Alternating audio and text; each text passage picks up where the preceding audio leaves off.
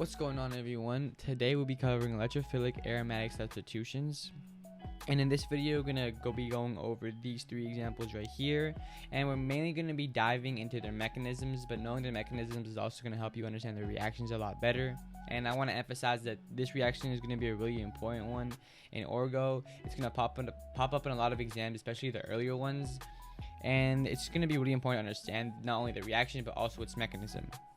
So along the way, we're going to be dropping some tips and tricks, and we're going to give you like an insider, like a student perspective on how to solve these types of problems. So stay tuned. Let's go. Alright, so to kick off this tutorial, we're going to first start off with this example right here. But before we actually hop into the reaction, the mechanism itself, I want to point out a few things with the reagents, these right here. And just that this Cl can also be any other halogen like Br. Okay, and for this Fe, it can also just be replaced with Al, aluminum, and this is going to be the same reaction. But the one thing I want to point out is that if we're going to want to attach a Br, this is going to have to be Br2, and the halogen following the Fe or the aluminum is going to also have to be is also going to have to be bromine or Br3. Okay, so those are just two little pointers I want to point out, because he just like to trick you with that, but just don't fall for it. Just remember that it's interchangeable with Br or Al. Okay, so from here, the first step of this reaction is to create an electrophile, because aryls are stable on their own, right? This is going to be a very stable molecule, so it's not really reactive with many things.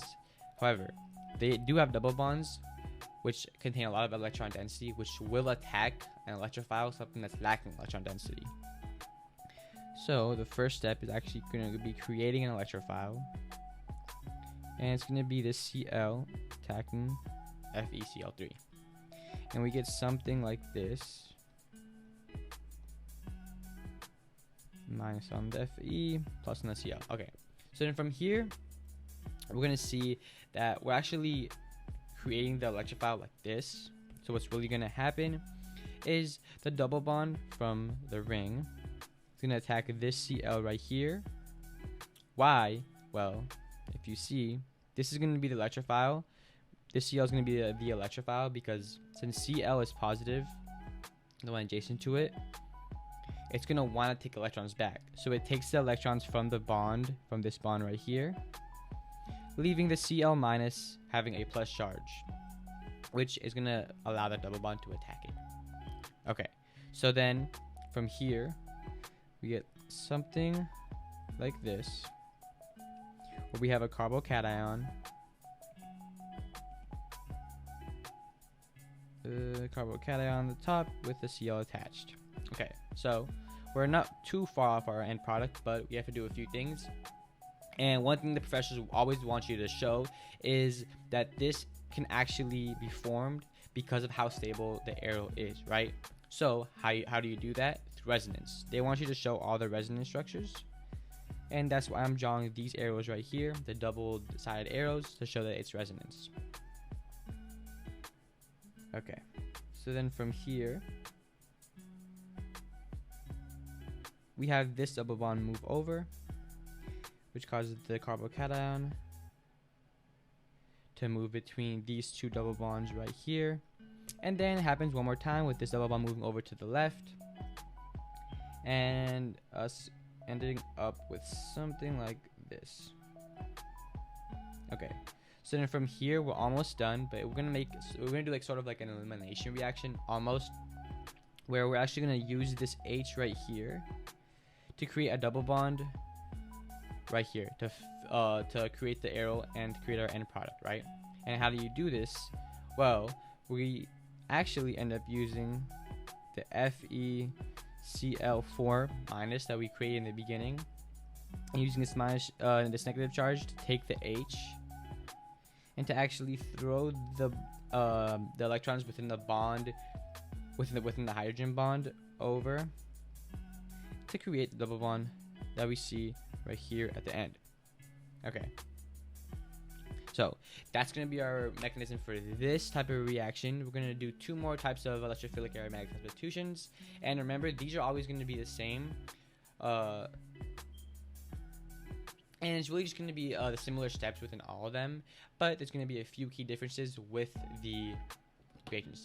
Alright, so to kick off this part of the tutorial, and I want to point out this reaction is going to be called nitration because we're adding a NO2 group onto the arrow. Okay, so it's going to start off similarly. We're going to want to create an electrophile. So the first step is going to be knowing what H2SO4 and HNO3 look like, so you can actually show the creation of the electrophile, which is what professors are going to expect. So we have H2SO4 that looks like this.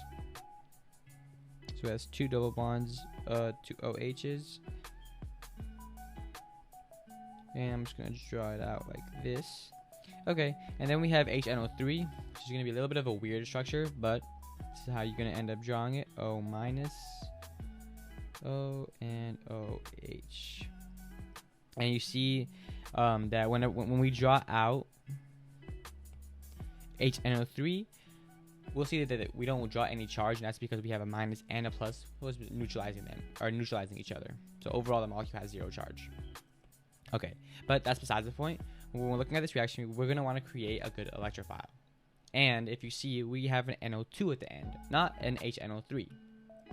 So what's going to end up happening, we're going to take this OH, and the lone pairs are going to go in and attack and steal this H, pushing off the electrons within the bond onto the O.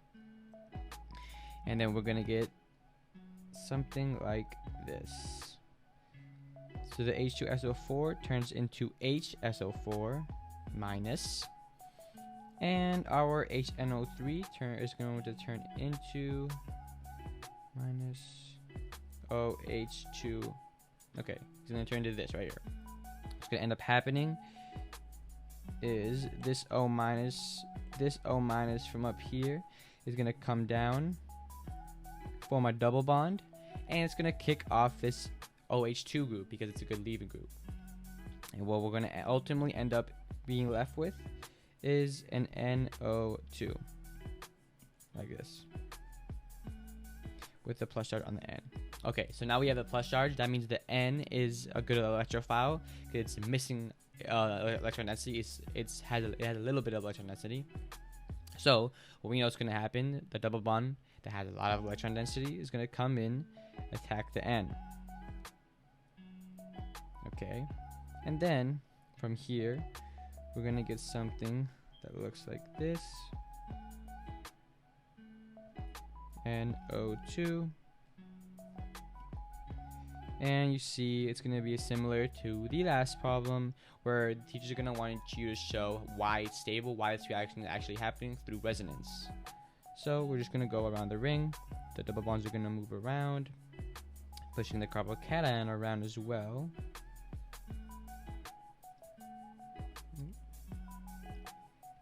Okay, NO2. And then one more time.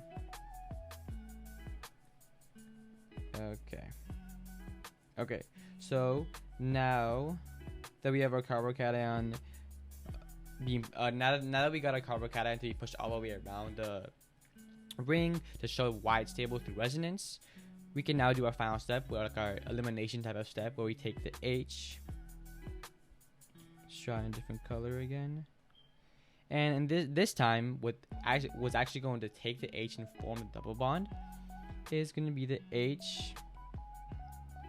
HSO4 minus from the beginning. So that's going to come in, take the H, and then since it took the H, the electrons are left over, and those electrons right here are going to go in and be thrown onto the arrow ring to again give you your fulfilled reaction. Boom. Okay, so I know this reaction can be a little bit longer, but with a few times practicing this reaction is going to get a lot easier, and they're all very similar, so you're going to get better and muscle memory is going to kick in. But okay, so we're going to go through our last type of electrophilic aromatic substitution, and we'll do a sum up of everything that we learned. Let's go. Alright, so to kick off this last example we're going to go through, this is going to be called sulfonation. And it's going to start off in the same way. We're going to want to create the electrophile. So we're going to want to draw out all of our starting reagents. So we can start off with drawing out H2SO4. Okay. Okay, so then from here, let's also draw our SO3, which is going to look something like this. Okay, just make this a little bit neater. Okay. So what's going to end up happening is that one of the oxygens from the SO3 is going to steal this H, and push off the electrons within the bond over to the O to get HSO4 minus. So then from here we end up getting HSO4 minus, and here we're gonna get something like this. Okay, and then what's gonna happen, we want the positive charge on sulfur, so this is gonna end up just moving over, and we're gonna get something like this. Okay, so we see now that we have a plus charge on the sulfur, which makes it a good electrophile, right? So if we steal this ring down here and attack the sulfur, we're gonna end up getting something like this.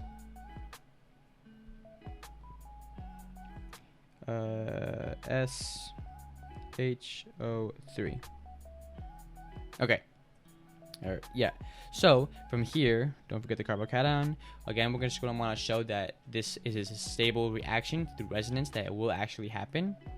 So we're just going to draw the carbocation going around the ring. Okay. HSO3. One more time. And remember to use your double-sided arrows when showing your resonance.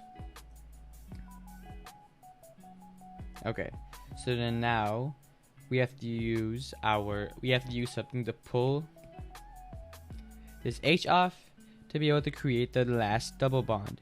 And if you remember from one of our initial steps, we created an HSO4 minus. So we have HSO4 minus. It's gonna come in, steal this H, and we can use the electrons from the bond to push them over to create the final double bond. And then we get our end product. Okay. Alright guys, so this is all I have for you today. I just went over our 3 types of electrophilic aromatic substitution. Threw in some different tricks along the way. And I really hope you guys just learned at least a little bit from this video.